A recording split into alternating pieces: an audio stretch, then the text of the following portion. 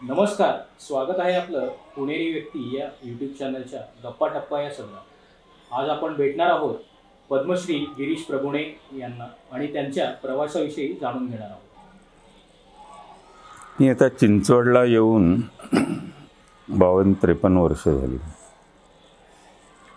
त्याच्या आधी मी वेगवेगळ्या क्षेत्रात काम केलं. पत्रकारितेमध्ये काही काळ 8-10 वर्ष होतो. माझं स्वतःचं असी धारा म्हणून साप्ताहिक होतं.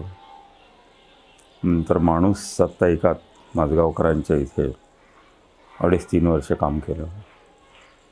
नंतर 5-6 वर्ष ग्रामविकासाच्या याच्यात निमगाव म्हाळुंगी मागासवर्गीयांच्या शेतीचा प्रकल्प तिथे होतो. त्याच्या आधी काही काळ संघाचं काम केलं प्रचारक म्हणून. आणि नंतर गेली 30-1 वर्ष भटके विमुक्त, विशेषतः हासेपारधी, मर्याईवाले, कैकाडी, नंदीवाले, कंदार भाट, लमाण बंजारा, बेरड रामोशी अशा समाजात प्रामुख्यानं प्रवास झाला. काही विकासाचा, शैक्षणिक अशी कामं केली. गेली काही वर्ष म्हणजे 16-17 वर्ष भटक्या विमुक्तांच्या ज्ञानावरती आधारित, म्हणजे बोलायचं झालं तर भारतीय ज्ञान परंपरेवरती आधारित शैक्षणिक प्रकल्प वंचित घटकातल्या मुलांसाठी, मुलींसाठी चालवतो. त्याच्यामध्ये पहिलीपासून सर्व कौशल्यावर आधारित शिक्षण आहे. ह्या आधाराचा म्हणजे हे जे शिक्षण आहे याची नीट मांडणी करायची झाली तर आजकाल जे म्हटलं जातं विविध प्रकारच्या चळवळीतून फार काही विचारपूर्वक मांडणी केली जात नाही. म्हणजे काही जणांचा तर असा आक्षेपच आहे की भारतीय ज्ञान परंपरा ही विशिष्ट वर्गासाठी आहे. म्हणजे 3.5% असा वर्ग मानला जातो. आणि त्या 3.5%नंच देवानी, सरस्वतीने सगळं काही ज्ञान दिलं. राहिलेला जो वर्ग आहे तो ज्ञानापासून वंचित राहिला. हे विधान वेगवेगळ्या रूपामध्ये वेगवेगळ्या वैचारिक व्यासपीठांवर विविध पद्धतीनं मांडलं जातं. मी ह्या क्षेत्रात हिंडायला लागल्यानंतर माझंही आधी सुरुवातीला तसंच मत होतं की कदाचित 3.5% म्हणजे ब्राह्मण वर्ग जो आहे त्यांनी बहुजन समाजाला शिक्षणापासून वंचित ठेवलं. जसजसं ह्या भटके विमुक्तांमध्ये हिंडायला लागलो, फिरायला लागलो आणि लक्षात असं आलं लोहार, घिसाडी, कुंभार, तेली, तांबोळी अशा असंख्य जाती, पारधी, वेरड रामोशी, लमाण बंजारा, ओतारी, वडार अशा जाती जमातींकडे पाहिल्यानंतर एक एक गोष्ट यायला लागली. आणि मग इतिहास शाळा एक सुरू केली होती यमगरवाडी म्हणून. त्यातल्या मुलांकडे जे ज्ञान होतं, पहिली इयत्तेला आलेली मुलं 5-6 वर्षाचे, ते ज्ञान पाहिल्यानंतर मी अचंबित झालो. वनस्पतीचं, औषधी वनस्पती एक 100-1 मुलं होती सुरुवातीला. आणि 100-1 मुलांमध्ये मिळून 1,500 ते 2,000 विविध प्रकारच्या वनस्पतीचं ज्ञान त्या भागातलं हे त्या मुलांकडे होतं. आणि ते त्याचा उपयोग करत होते. शाळेत आलेले नव्हते. शाळेत पहिल्यांदाच आले ते. पारधी वर्ग होता, वडार होता. मग शाळेत पहिल्यांदा आले तर त्यांना हे ज्ञान कुठून आलं? रोग निदान म्हणजे रोगाचं निदान करणं हे आज तर विविध प्रकारची साधनं आहेत. त्याच्या साह्याने बरोबर तंतोतंत काय झालेलं आहे हे कळतं. सोनोग्राफी आहे, असे वेगळे आहेत. पण इथे हे नुसतं पाहून त्यांना समजतं की याला हे झालेलं आहे, याला हे औषध दिलं पाहिजे. लहान मुलांना अनेकदा पडताळणी केली. जवळजवळ 99% हे त्यांनी सांगितलेलं औषध झालेल्या आजारावरती लागू पडलेले आहे. मग दुसरा हे आला म्हणजे हे सर्व प्रकारच्या जाती जमातींमधलं ज्ञान. वैदू म्हणून जो वर्ग आहे त्याच्याकडे विशेष ज्ञान आहे, पण हे सगळ्या भटकेयुक्तांमध्ये हे होतं. मग लक्षात आणखी आलं ते म्हणजे घिसाडी आहे, लोहार घिसाडी, गाडी लोहार आणि ओतारी. त्यांच्या मुलांना रस्त्याच्या कडेला तंबू ठोकून ते लोखंडाला आकार देत असत अवजारं बनवणं. आम्ही त्यांच्याकडे जाऊन त्यांना पटवून त्यांच्या मुलांना शाळेत आणलं. मुलांना शाळेत आणल्यानंतर जे 8-10 वेळा जावं लागलं पटवण्याकरता. त्या काळात पाहिलं की भाता आहे लोहाराचा, त्या लोहाराची पत्नी तो ओढत असते. मध्ये ती काही पाणी आणायला गेली स्वयंपाकाला तर मुलं धरून ओढत असतात. पुन्हा तो जो लोखंड आहे ते भट्टीत घातलेलं असतं आणि एक छोटी मुलगी मोठा घण घेऊन त्याच्यावर मारत असते. तो घणही मी पाहिला उचलून, तर मला काही उचलता येईना. आणि मग लक्षात असं आलं की अरे एवढा जड घण आहे आणि ती 7-8-10 वर्षाची मुलगी ती सहजगत्या एखादं धुवावं त्याच्याच गतीनं त्याच पद्धतीनं. आणि तो जो ठोका आहे तो ठोका टायमिंग वेळेप्रमाणे तो चिमट्यात धरलेला आहे. तो असा केला किती ठोका मारते,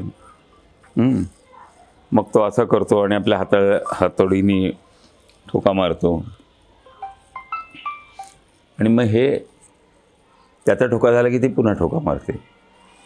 असं एक 3-4 मिनटं झाली की ती वस्तू तयार होते. आता अशा प्रकारचं ज्ञान ज्याच्याकडे आहे तो शाळेत येतो आणि पुढे 5-7 वर्षामध्ये त्याचं ते ज्ञान सगळं संपून जातं. आणि मग अलाकाना आ ग गणपती असं अक्षर ज्ञान देऊन प्राथमिक शाळेमध्ये तर सायन्स हा विषय फारच अत्यंत सामान्य रूपाने शिकवला. मग तो मोठा होऊन सायन्स घेऊन ग्रॅज्युएट झाला, इंजिनिअरिंगला जाणं 12वी नंतर हे त्याला जमत नाही. म्हणजे इंजिनिअरिंगची सर्व क्रिया, लोखंडाला आकार देणं, तांब्या पितळेला आकार देणं, त्याची भांडी तयार करणं, इतकं सगळं त्याला येत असतं. इंजिनियर जो होतो तो काय करतो? मोठ्या कारखान्यात लागतो. कारखान्यामध्ये सगळ्या व्यवस्था असतात. आता जो इंजिनियर होतो यंत्र सगळी कामं करतात. मी ज्यावेळेची गोष्ट सांगतो त्यावेळेस ते टर्निंग फिटिंग असं जे आहे, फिटरचं काम, इलेक्ट्रिशियनचं काम ही माणसं करत असत. बहुतांशी वरचा वर्ग जो आहे त्यातनं इंजिनियर झालेले. ज्याला भिंतीमध्ये लाकडामध्ये खिळा ठोकता येत नाही, खिळा ठोकायला लागला तर हातावर अंगठ्यावरच पडतो, अशांची मुलं इंजिनियर होतात. आणि जो 15-20 किलोचा घण घेऊन जिथे ठोका मारायचा आहे तिथे बरोबर तो मारला, त्याला आकार देतो. मग घोड्याचा नाल असेल, खुरपा असेल, टिकाव असेल, कुऱ्हाड असेल, अशा वेगवेगळ्या वस्तू उपयोगी ज्या आहेत त्या करतात. आणि ते अख्खं कुटुंब या सगळ्याशी जोडलेले आहेत. याला इंजिनियर होता येत नाही आणि हा जे काम करत नाही तो इंजिनियर होतो. असे अनेक गोष्टी मी पाहिल्या. छत्तीसगड किंवा ह्याचं वरचं आदिवासी राज्य मुंडा, बिरसा मुंडांचं, छत्तीसगडमध्ये हिंडत असताना अनेक महिला सकाळी लवकर उठायच्या, डोंगरात जायच्या, माती खणून टोपल्यामध्ये भरायचं, घेऊन यायचं. मी गेलो होतो 90च्या काळात. पाहिलं की अख्खा गावातल्या महिला 8-10च्या ग्रुपनी, गटाने डोंगरात गेल्या, माती आणली, भरली माती आणि घेऊन आली. मी तिथे विचारलं, तुमच्या घराशेजारी माती आहे, डोंगरातनं का आणली? मरूम आहे म्हणून? नाही म्हणले. मग आम्ही जेवायला त्यांच्या इथेच बसलो. तोपर्यंत त्या लहान लहान मुली ज्या आहेत त्यांनी अशी गोल भट्टी होती, ती भट्टी पेटवली, त्याच्यामध्ये दगडी मूस होती, त्याच्यात ही माती टाकली. एक तासाभरात ती माती उकळायला लागली. उकळलेल्या मातीतनं त्याच मुलीनी पळीने तो रस जो आहे तो काढून आधीच बनवलेल्या साच्यांमध्ये टाकायला सुरुवात केली. माझ्याबरोबर पवई IIT पुणे विद्यापीठातली काही मंडळी होती जी मेटॉलॉजी, मेटलमध्ये काम करणारी, इंजिनिअरिंगच्या ह्याच्यातली अशी तज्ज्ञ मंडळी होती. त्यांना आश्चर्य वाटले, एवढीशी लहान मुलगी आहे, पायात बूट नाही, चप्पल नाही, हातामध्ये ग्लोव्ज नाही, आणि ती बरोबर त्या भट्टीतनं रस काढते, तो त्याच्यात ओतते, हात कापत नाही, भीती वाटत नाही आहे. सहज त्या एका पळीमध्ये ते जो साचा आहे त्याच्यात किती लागणार आहे. मग त्याला त्या बाईला विचारलं की हे काय चाललं आहे, माती कसली आहे? ते म्हणले हे तांबं आहे. तांबं, या मातीमध्ये तांबं आहे. दुसरी माती होती त्यात लोखंड होतं, अंश लोखंडाचा. मग तुम्हाला कसं कळतं या मातीमध्ये तांबं आहे, हे कसं कळतं?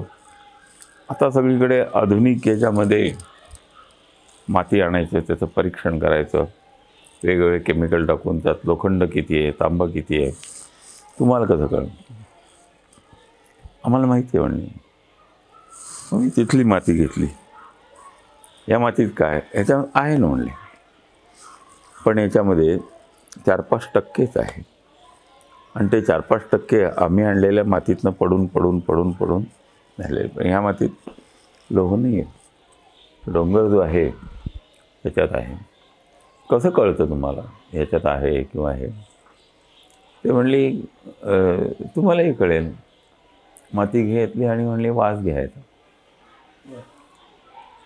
आता वास हल्ली शहरातल्या मुलांकडे किंवा हे वास म्हणजे फवारणी मारलेली असते, हां, नैसर्गिक वास येतच नाही. त्यामुळे आम्ही सगळ्यांनी वास घ्यायचा प्रयत्न, वास काही आला नाही. तिनं त्याच्यावर पाणी टाकलं हातातल्या मातीवर, आपसुमुको वास आला. आता हा वास आल्यानंतर हा म्हणले तांब्याचा वास आहे. आता वासातला फरक काही इतका कळण्या इतकं आमच्याकडे काही ज्ञान नाही. यामुळे हा तांब्याचा म्हणजे कसं काय? मग तिनं दुसऱ्या टोपल्यातली माती घेतली, त्याच्यावर पाणी टाकलं आणि वास घ्या म्हणे. ते म्हणले हा लोखंडाचा वास आहे. आला का वास तुम्हाला? आला म्हणणं. हा वेगळा आहे, हा वेगळा आहे दोन्ही. आणि दोन्ही वास वेगळे होते, आम्हालाही ते जाणवलं. आता हे ज्ञान ती बाई, तिथे त्या लहान लहान नाती, मुली सगळ्या नव्हत्या. त्या भागात शाळा नव्हत्या. इतका आदिवासी पट्टा, माडिया, गोंड अशा जमातीतल्या मुली त्या. याचा अर्थ असा आहे की कित्येक प्राचीन काळी म्हणजे 15-20 हजार वर्षापूर्वी ताम्र पाषाण युग झालं. त्याच्या आधी आणखी 5-10 हजार वर्ष आधी लोह युग झालं. तिथे जे ज्ञान त्यांना प्राप्त झालं म्हणजे इथे न्यूटन, आर्किमिडीज, पायथागोरस हे आत्ताच्या काळातले 15-16व्या शतकातले हे त्या काळातले काही हजार वर्ष. हां.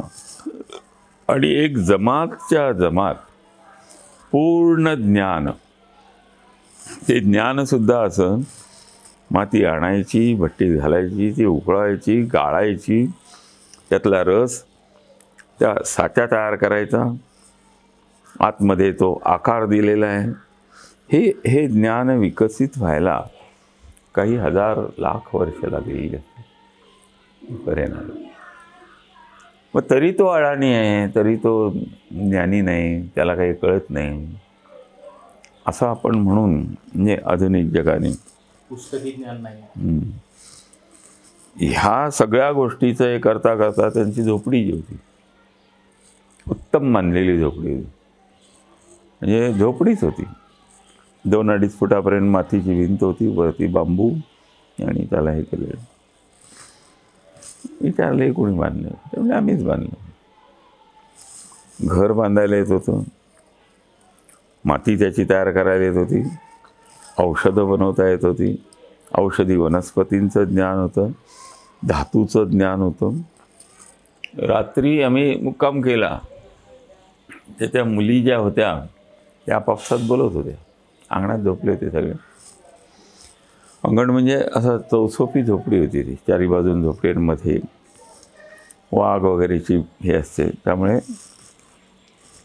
त्यांच्या गप्पा चालल्या. आम्ही विचारलं काय चाललं आहे, तर त्यांनी सांगितलं हे अगस्ती आहे, हा हे आहे ध्रुव आहे, हे अमुक आहे, तमुक आहे, तमुक आहे. काय वय होतं त्या मुलींचं? 8-10 वर्षाच्या. आता आश्चर्य वाटलं, आम्हाला माहीत नाही. पुस्तकात वाचलं आकाश, गंगा, तारे, ग्रह, गोल, अमुक तमुक, ते पाठ करावे लागले.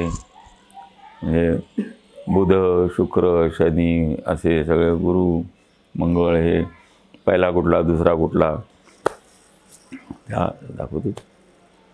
आमच्याबरोबर जो होता एक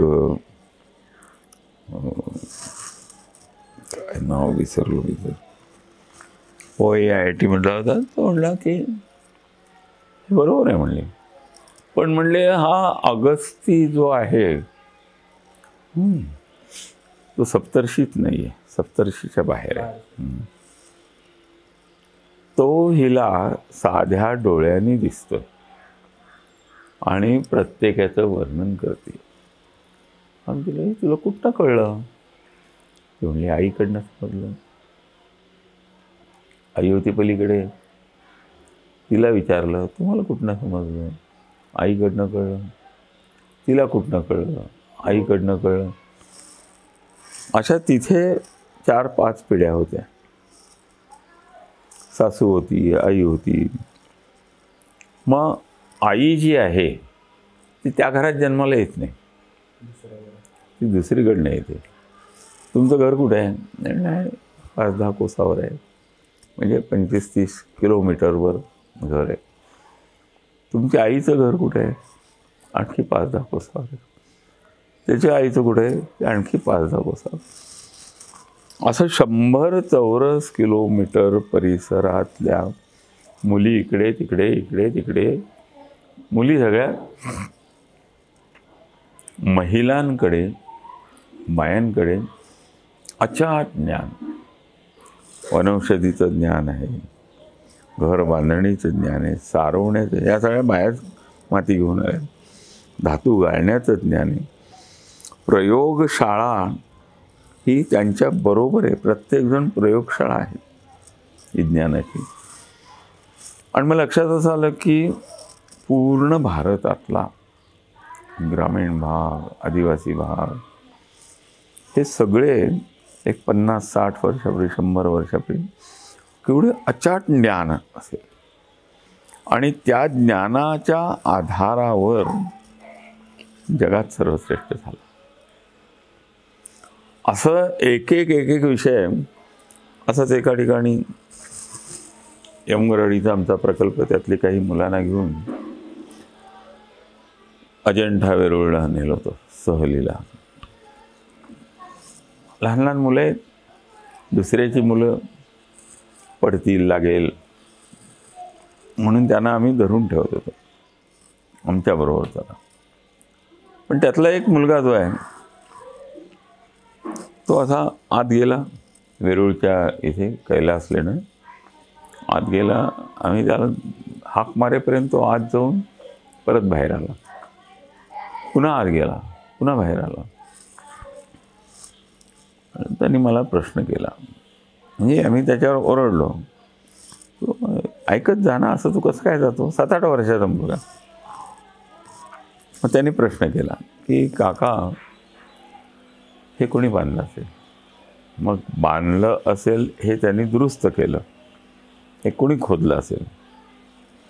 असा एखाद्याने प्रश्न केला की आपण जे शिकलेले आहोत ते आपण कुठं वाचलं आहे, कितवीमध्ये शिकलो आहे, 8वीत आहे का 9वीत आहे का कॉलेजमध्ये आहे का 1ली-2रीत आहे, याचा शोध विश्लेषण आपण करायला लागतो. ते करायला लागलो मी. मग त्याच्यात एका सेकंदात चामुंडराये करवी आले. असं मला आठवेपर्यंत तो म्हटला की आमच्या लोकांनी केलं.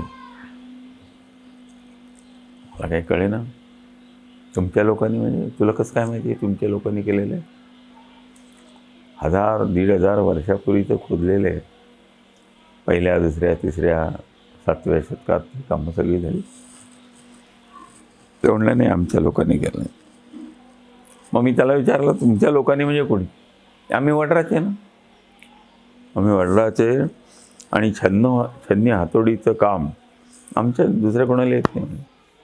कोण रन्ना मारतो सुतार, कोण दगड विटा हे करून बांधकाम करतो, आणि बामणं मंत्र म्हणतात, पूजा अर्चा. आमच्याकडेच ज्ञान आहे याचं, त्यामुळे आमच्या लोकांनी केलेलं असणार. आता हे म्हणजे मला लक्षात यायला लागलं की आपण किती अडाणी आहोत, आपल्याला काही माहीत नाही. पुस्तकात लिहिलेलं आपण खरं मानत आलो. चामुंडराये करविले निपाणीजवळचा जो श्रवणबेळ होता, जो हे आहे गोमटेश्वराचा 600-700 फुटाचा पुतळा, तिथे खाली दगडात कोरलेले आहे. चामुंड नावाच्या राजाने करवून घेतले. कोणी केलं ते नाही आहे, त्यांनी पैसे दिले, त्याचं नाव आहे. सगळीकडे असं झालं. मग एकदम आठवलं, रे त्या बाईनी मूर्ती काढल्या आणि दगडात बसल्या. त्या बाईचं छत्तीसगडमधली बुद्री ताती नाव तिचं. तिनं आपल्या आजीला म्हणली की ती आतमध्ये दुसरी माती आहे, ती पण आण आणि काकाला दाखव. म्हणलं कसली माती आहे? नाही ते आणेल म्हणून. नाही, हे आपले आहेत म्हणले, काही घाबरू नका, आपले कार्यकर्ते आहेत, घाबरायचं काही कारण नाही. म्हणलं काय घाबरायचं, काय का घाबरायचं? नाही म्हणले, ती माती आहे ना, इथे बंदी आहे. लोखंड, तांब, सोनं मातीतनं काढलं जातं. ते सगळे सरकारी मालकीच्या जमिनी आहेत. पूर्वी आमच्या होत्या, गावाच्या मालकीच्या होतं, सगळं गाव समाजाचं होतं. आम्ही जेवढी रोज पाहिजे टोपले भरून तेवढंच घेऊन यायचं. आता बुलडोझर लावून मोठमोठ्या कंटेनरमध्ये माती टाकतात आणि जपानी कंपन्या घेऊन जातात. जपानला पुढच्या 100 वर्षानंतर सुद्धा पुरेल एवढी माती ह्या छत्तीसगड आणि झारखंडमधनं तिकडे नेली. करार, घॅट करार हे त्यानं सांगितलं. आणि मग त्याच्यात ती पुढे म्हणली, माझी बहीण नक्षलवादी चळवळीचे संगम दलम म्हणजे आहे, आम्ही माडिया गोंड, माझा मामा त्याच्यात आहे, एक मामा संघचालक आहे, एक मामा नक्षलवादी आहे. याचं कारण का, तर ह्या जमिनी आमच्या होत्या, आम्ही घेऊन येत असे माती, आम्ही बनवत होतो, जगभर सगळा माल आमच्या इथनं जायचा.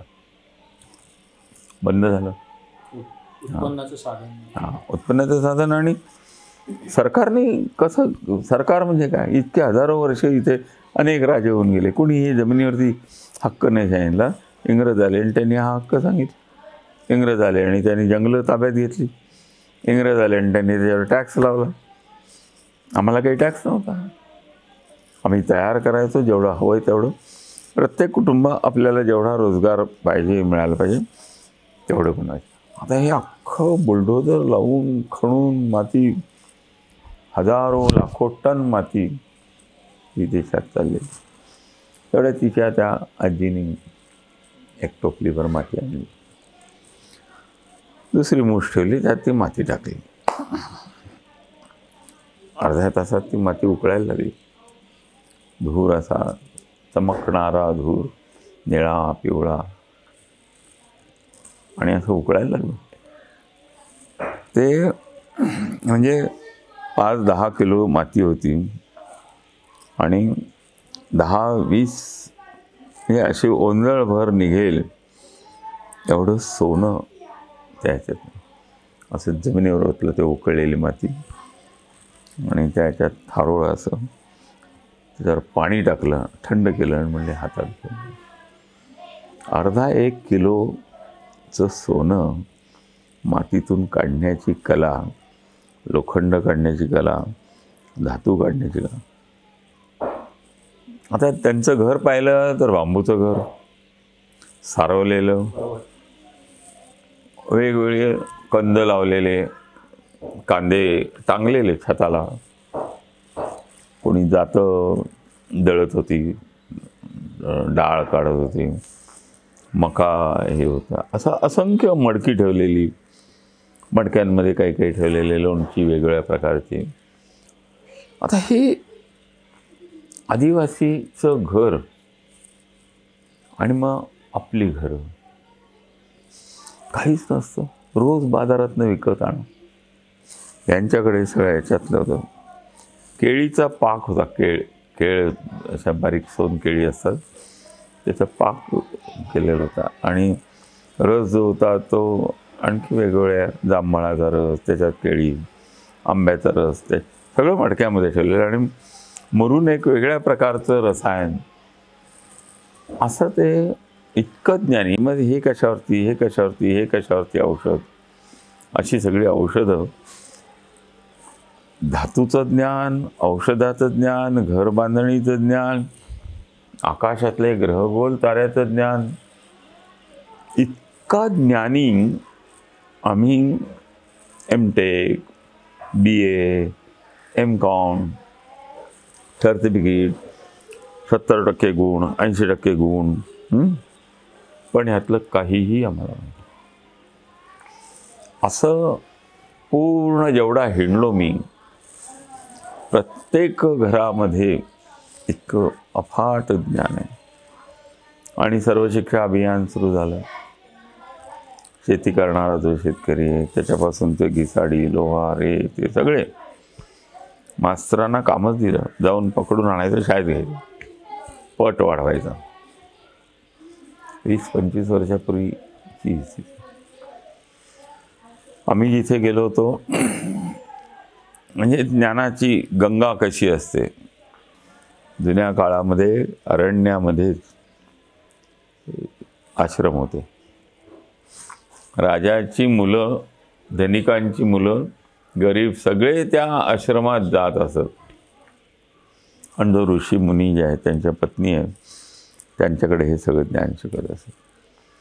आता ही इतकं दिसतंय स्पष्ट, तरी त्याविषयी कोणी अवाक्षर काढत नाही. म्हणून मग आम्ही एक 15-20 वर्ष त्या भागात सगळीकडे काम केल्यानंतर ठरवलं की आपण ह्या ज्ञानाचा उपयोग करून घेऊन शाळा सुरू करायची. म्हणून पुनरुत्थान, समरसता, गुरुकुलम हे सुरू केलं. मग याच्यात ह्या सगळ्या प्रकारचं ज्ञान जिथे जिथे दिलं जातं, ज्यांच्याकडे माहिती आहे त्यांना आम्ही वर्षभरात बोलवतो. आमच्याकडे आता चित्रकला आहे, भिंतीवर चित्र काढतात, मधुबनी, वारली, अजंठा, शिल्पकला शिकवली जाते, कोरीव काम, दगडातलं, ह्याच्यामधलं, लाकडातलं, बांबूचं, घरं बांधण्याची कला, परंपरेतलं सगळं शिक्षण आणि आधुनिक परंपरा ह्या दोन्हीचा मेळ घालून हे शिक्षण. त्यामुळे ओतकाम करतो इथली मुलं. अनेक या अशा वस्तू बनवलेल्या आहेत मुलांनी पितळेच्या. तिथला कारागीर इथे आला, महिन्यावर राहायला, त्यांनी मुलांना शिकवलं. तर इतकं ज्ञान असं आईच्या घरून आलेलं आहे. आणि मग ते संपूर्ण भारत डोळ्यासमोर येतो. एका म्हणजे तिथेच एका बाईकडे अजंठा वेरूळचा अभ्यास करत असताना मग मला लक्षात आलं की आपण अजंठाचा अभ्यास करत, त्या मुलाने सांगितलं. म्हणजे त्या मुलाची कहाणीसुद्धा अशी आहे, आमच्या लोकांनी केले म्हटल्यानंतर मला लक्षात आलं ते म्हणजे मायक्रोसॉफ्ट विंडो हा शब्द आहे. सॉफ्टवेअरचं बिल गेट्सच्या याचं नाव आहे. मायक्रो म्हणजे सूक्ष्म, ते मोजता येत नाही. सॉफ्ट म्हणजे मऊ, मृदू, मुलायम, ते सुद्धा मोजता येत नाही. दगडापेक्षा तुलना करता येते. वीट मऊ आहे, विटेपेक्षा कापड मऊ आहे, कापडापेक्षा रेशीम मऊ आहे, असं मऊ हे काढता येतं. तुकाराम महाराजांनी म्हणले वज्राहून कठोर, मेणाहून मऊ. म्हणजे काय? मन. मायक्रोसॉफ्ट ह्याची विंडो म्हणजे जे अतिसूक्ष्म आहे, जे दिसतही नाही, अशा कणाची विंडो उघडली. तर ह्या मुलांनी ज्यावेळी हे सांगितलं तर मला लक्षात आलं की अरे आपल्याला काहीच माहीत नाही. त्यांनी एक हे दिलं आणि मग संपूर्ण जगभर काय काय काय काय काय काय आहे, भारतात काय, कुठेही गेलं तर एक लक्ष हे कुणी केलं असेल. मग तो स्तंभ आहे, अशोक स्तंभ किंवा कुतुब मिनारच्या इथला स्तंभ 2500 वर्ष झालेले. मग 2500 वर्षापूर्वीचा स्तंभ, त्याचा 21 जून किंवा त्याच्यात सूर्य माथ्यावर होतो त्याच्या आणि सावली पडत नाही. स्तंभ 3 जणांना हातात असं घेर करावा लागतो, तेव्हा त्याचा घेर मोजता येतो. 3 जण म्हणजे साहित्रिक 18 फुटाचं हे येतं. आता इतकं बनवून तिथे आणून तो वॉरन हेस्टिंग 3-4 जणांनी तो खोदून युरोपात न्यायचा प्रयत्न केला, पण ते खोदता नाही आलं त्यांना. आता हे कौशल्य सामान्यातले सामान्य आज ज्याला जाती जमाती म्हणलं तर त्यांच्याकडे आहे. म्हणजे संशोधन कोणीतरी केलं आणि ते अत्यंत सामान्य सर्व स्तरापर्यंत पोचवण्याची कला त्या काळात होती. वडार समाज हा दगडामध्ये कोरून करतो ही कला एका वर्गात आहे. ओतकाम करणारं ओतारी एका जातीकडे आहे, वनौषधीचं ज्ञान एकाकडे आहे, सर्व प्रकारचं ज्ञान शेतकऱ्याकडे आहे. आता हे पुन्हा त्या सूत्राकडे येईल की हे सरस्वतीनी दिलं नाही असं म्हणलं तर मग हे यांच्याकडे ज्ञान कुठून आलं. मग लक्षात आलं की ह्या भारतामध्ये असा कुठलाही भेद नाही आहे ज्ञान वाटतात. पण आता आपल्याकडे मोबाईल आला आहे, लॅपटॉप आला आहे, कॉम्प्युटर आहे, रोबोट आहे, असे सगळे आहे. पण सामान्य माणूस लॅपटॉप दुरुस्त करू शकत नाही बरोबर. किंवा बनवू शकत नाही. मोबाईल फेकून द्यावा लागतो खराब झाल्यानंतर, नवीन घ्यावा लागतो. मोबाईल दुरुस्तीचं ज्ञान आमच्याकडे सामान्य लोकांकडे नाही अजून. म्हणजे मोबाईलवरनं आता सगळं जग चालायला लागलेलं आहे, पण अजून आमच्या शाळेतल्या शिक्षणात मोबाईल कसा तयार करावा इंजिनिअरिंगच्या ह्याच्यात नाही. त्यांच्याकडनं घ्यायचं आणि त्याच्या आधाराने बनवायचं आणि परत त्यांना द्यायचं, ते टेक्निक आपल्याकडे नाही. असं जर लक्षात घेतलं तर भारतामध्ये शिक्षण सर्वांसाठी होतं. आणि मला लक्षात येतं तक्षशिला, नालंदा अशी 200 विश्वविद्यालय भारतात होती. तसा जगाच्या तुलनेत हे केलं इंग्लंड, अमेरिका, रशिया, चीन. भारत अगदी छोटा आहे, पण भारताचं ज्ञान परंपरा अचाट आहे. आणि त्यामुळे त्या काळामध्ये ज्याला ताम्रपाषाण, लोह किंवा नुसतं पाषाण युग युरोपातल्या संशोधकांनी मांडलं, ते युरोपातल्या 15-20 हजार वर्षाच्या काळाचं आहे. भारताच्या याची तुलना करायची झाली तर 2-4 लाख वर्षाचा काळ हा या ज्ञान परंपरेला ढकलून पुढे आलेला आहे. मी इतकं सामान्यांपर्यंत गेलं. युरोप किंवा अमेरिकेत किंवा ऑस्ट्रेलियामध्ये कॉम्प्युटर आला, त्याच्या आधी तारयंत्र होतं, त्याच्या आधी रेडिओ होता, रेडिओ लहरी समजल्या आणि टप्प्याटप्प्याने टी व्ही आला. टी व्ही, रेडिओ हे एकत्रित आलं. तारयंत्र, रेडिओ, टी व्ही सगळं मिळून एकत्रित आलं. मग इंटरनेटचा हे आला. हा तिथला विकासाचा एक एक टप्पा आहे. त्यामुळे तिथल्या सामान्यातल्या सामान्य घरातला मुलगासुद्धा मोबाईल कसा तयार होऊ शकतो हे माहिती असतं. आपल्याकडे बैलगाडी आणि सायकल इथनं आपण पुढे गेलोच नाही आणि एकदम कार आली आपल्याकडे, ती त्यांनी आणली. ते कारमधनं आपण गेलो ना, रेडिओ आला, ऐकायला लागलो. गावागावात एक एक रेडिओ असायचा. सगळे टी व्ही आला. आमच्याकडे विकसित नाही झालं. आम्ही बैलगाडीतलेच होतो, आम्ही मागासलेलेच होतो, पण आमच्याकडे हेच आहे. आम्ही ग्राहक बनलो, आम्ही कामगार बनलो, आम्ही मालक होतो, आधी संशोधक होतो. हे सगळं ज्ञान या 100 वर्षात संपवलं इंग्रजांनी. आता ते पुन्हा प्रस्थापित करायचं असेल तर शिक्षणामध्ये या सगळ्या गोष्टी आणल्या पाहिजे. मग आम्ही इथे जाती जमातीकडचं ज्ञानाची पट्टचित्राचं जसं मगाशी म्हणलो, किंवा त्या मातीच्या मूर्ती, लाकडाची खेळणी. आमच्याकडे ह्या पुणे शहरात किंवा पुणे जिल्ह्यात नसेल अशी खगोलची प्रयोगशाळा आहे आमच्याकडे. म्हणजे आज आता ग्रहण आहे, ग्रहण आहे, दुर्बिणीने आम्ही निरीक्षण करतो. वनौषधीची लागवड आहे, वनौषधी पहिलीपासून आम्ही शिकवतो. आयुर्वेद हे सगळं जे आहे हे 5वीतल्या मुलींनी काढलेले चित्र आहे. जे इंटरमिजिएट किंवा GD अजून काही नाही गेलेलं, एलिमेंटरी हां असं काही नाही, त्यांनी काढलेलं आहे. त्याला मोजमाप आणि हे सगळं परंपरेची जी कला आहे ती त्यांच्याकडे आली आहे. धातू काम करणारे ज्यांनी कधी धातूचं काम केलेलं नाही ते आम्ही त्यांना हे केलेलं आहे. वारली एक समाज घेतला, वारली समाज, तर सर्व प्रकारचं ज्ञान आहे त्याच्याकडे.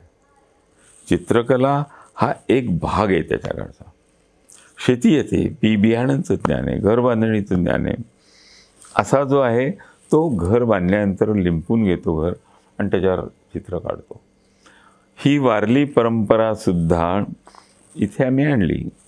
पण या परंपरेत काढलं तर वाकणकर म्हणून एक संशोधक होते, विश्री वाकणकर. त्यांनी भीमबेटकाचा शोध लावला. त्या भीमबेटकामध्ये 700-750 गुहा आहेत, शैलप्रह नैसर्गिक गुहा.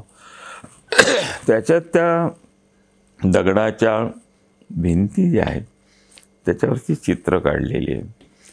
त्याचं त्याने आधुनिक पद्धतीनं संशोधन केलं.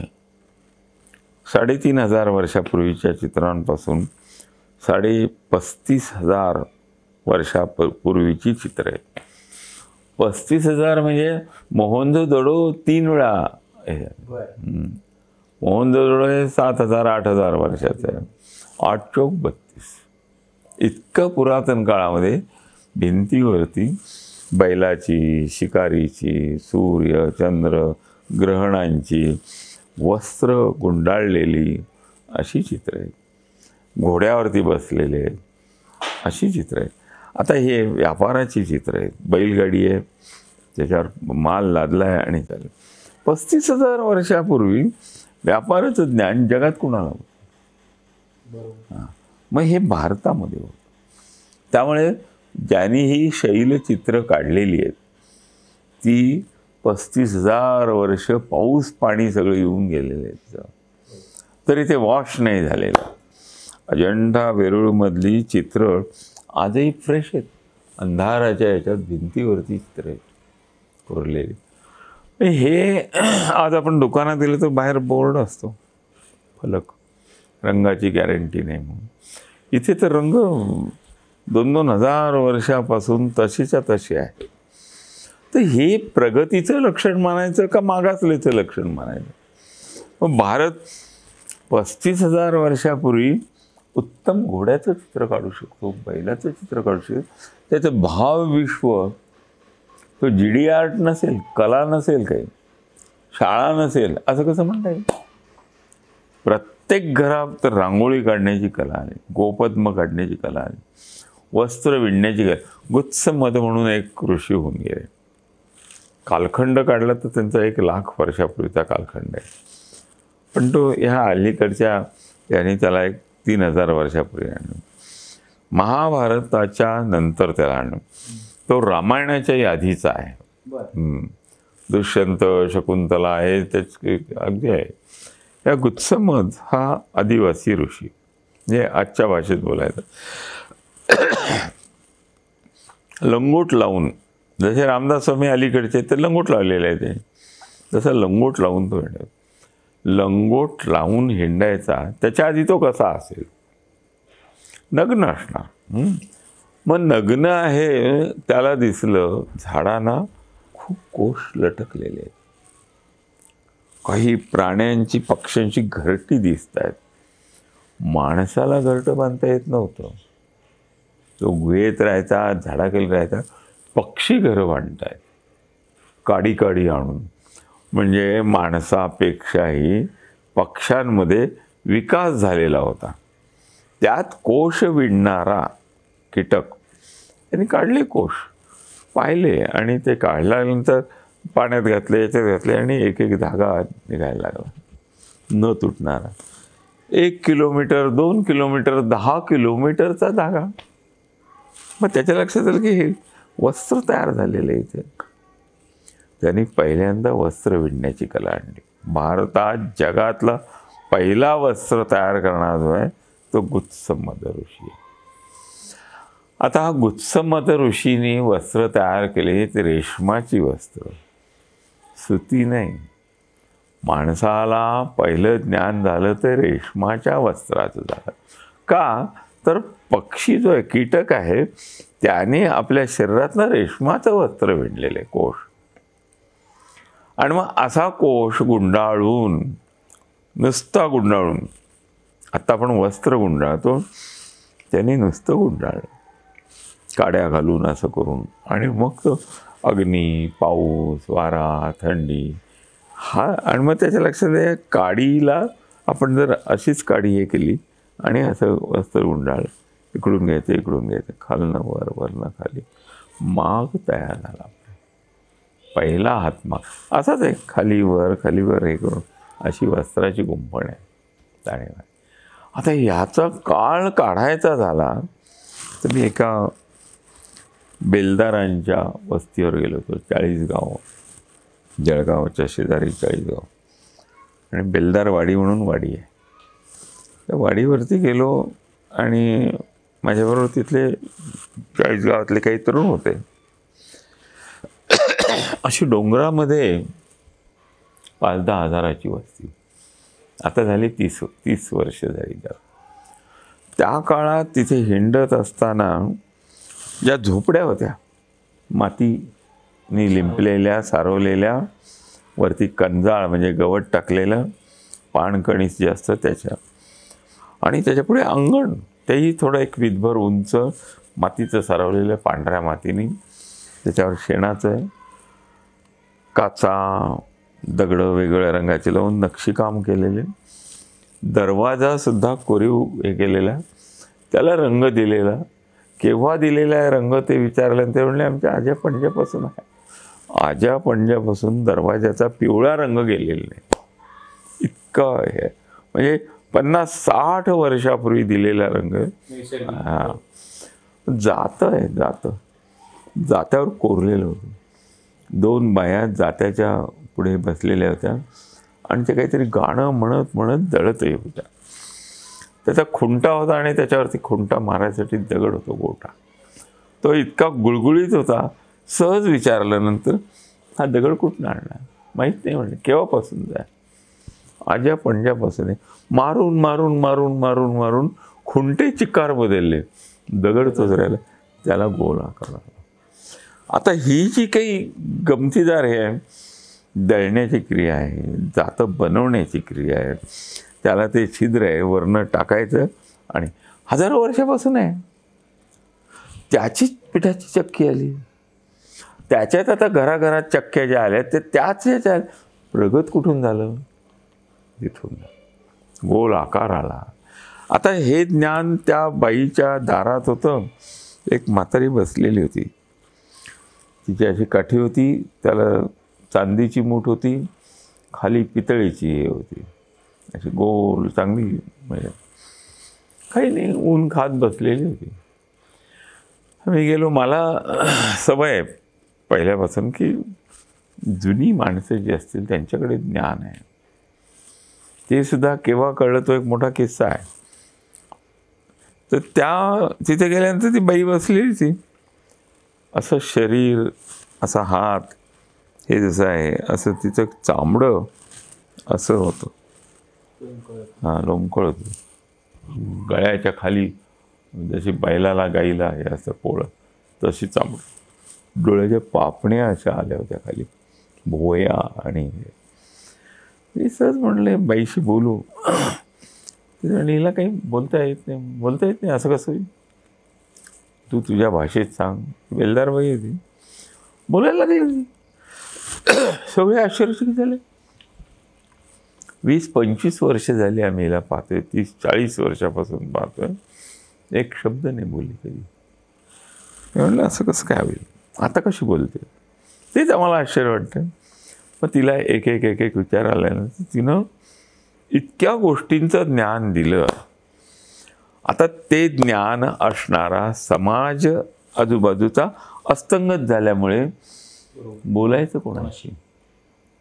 समवैचारिक लोक, हां, लेवलची कोणीच नाही.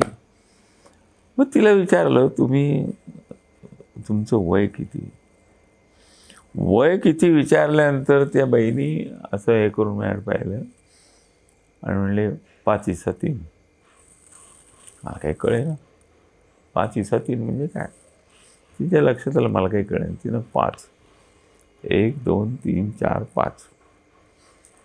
तर 5 बोटं जगभरात सगळ्यांना असं क्वचित 6वा असतो. त्यामुळे 5 आकडा 1 ते 5 हा नैसर्गिक गणनेचा भाग आहे. 1, 2, 3, 4, 5, 6, 7, 8, 9, 10. 5 आणि 5 10. पायाचे 10 असे 20 असे 20 5. 5 इसा म्हणजे 20. 20 गुणिले 5 100 आणि 3 103 वय आहे म्हणजे. मी म्हणले तुला कसं काय कळलं तुम्हाला बाई? ते म्हणले लहानपणापासून आम्ही सगळ्यांना, तिने एकाला बोलावलं, तुझं वय सांग, असंच सांगितलं काहीतरी. जे सूत्रामध्ये सांगितलं, हे गणिताचं सूत्र आहे. 5:3. 5 हिस्सा हा शब्द आला. हिस्सा म्हणजे 20 झाले की 1 हिस्सा. 20चे 5 हिस्से झाले की 100. असा गणित मोजण्याची आहे. मला लक्षात आलं यार्थी ही आता इतकी आहे. अफाट ज्ञान होतं ते. तिनं मला त्यांची जातीचं नाव मी म्हणलं बेलदार म्हणजे काय. ते म्हणले की बेलाचं तेल.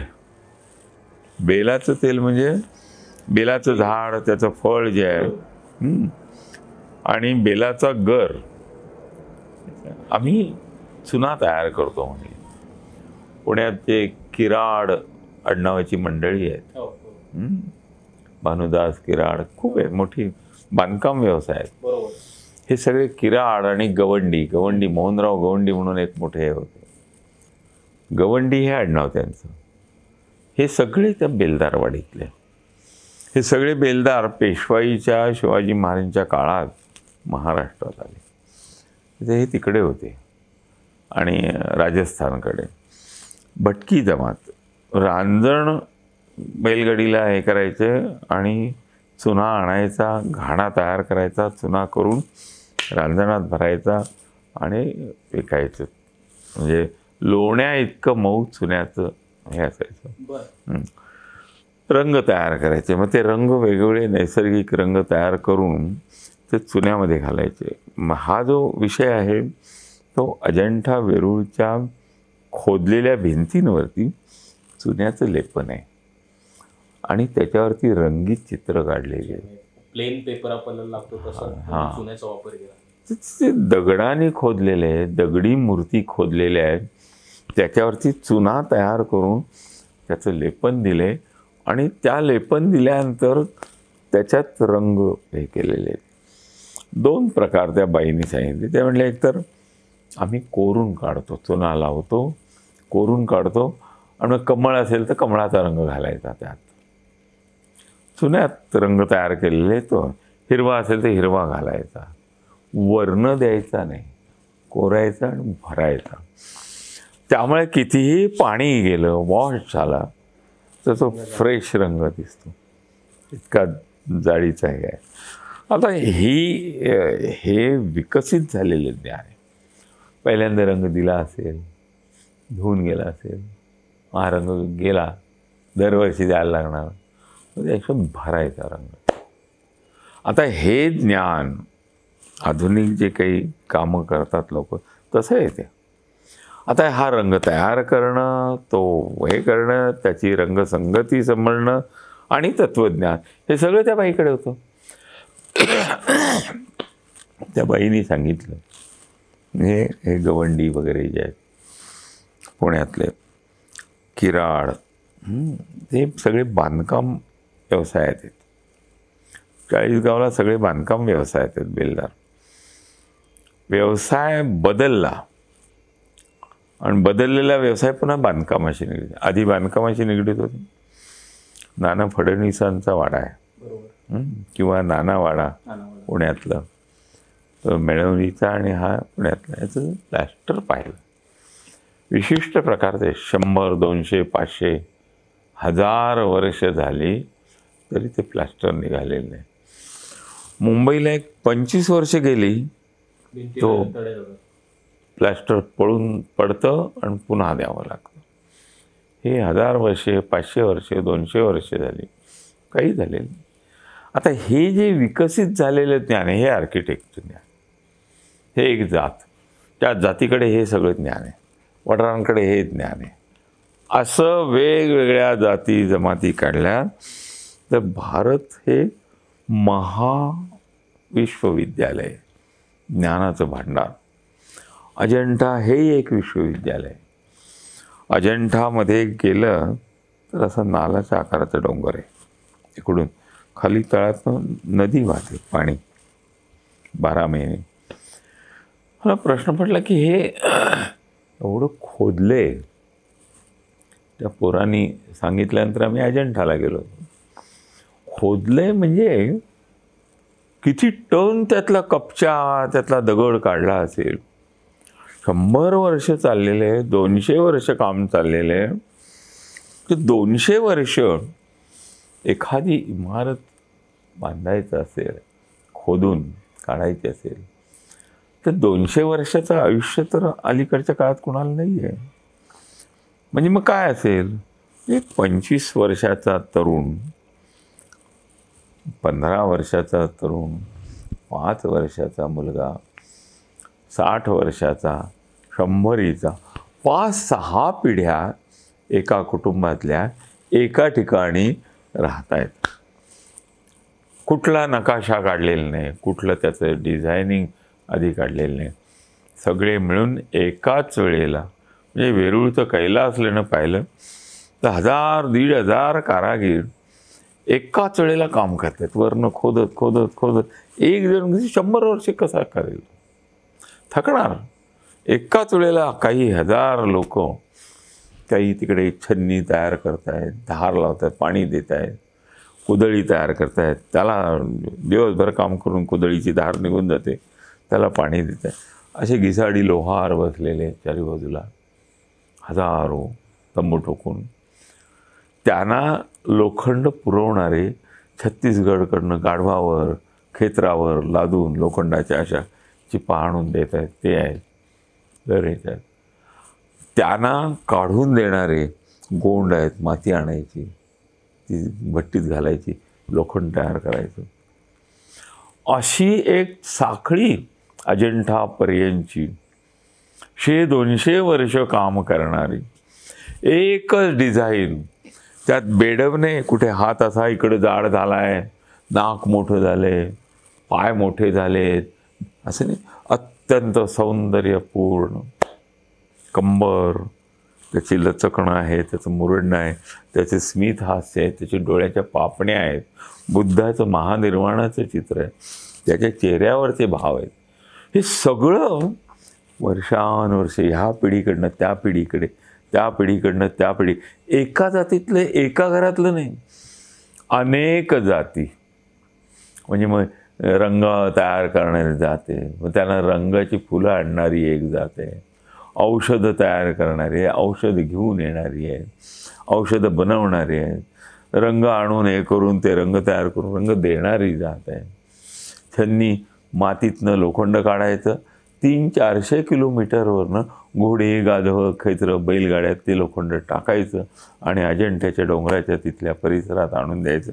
मग ते घिसाड्यानी, लोहारांनी त्याचे धागे काढायचे आणि छन्नी तयार करायची.